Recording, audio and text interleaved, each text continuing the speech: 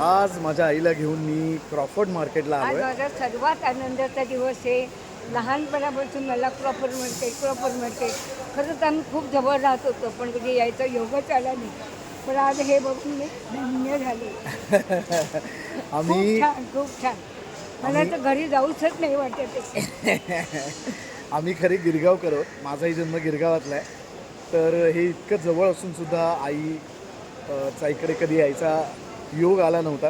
So तिचं एक स्वप्न होतं की मला क्रॉफर्ड मार्केटला जायचं आहे. काही करून यायचं हां, तर आता आई माझी 80 वर्षाची आहे.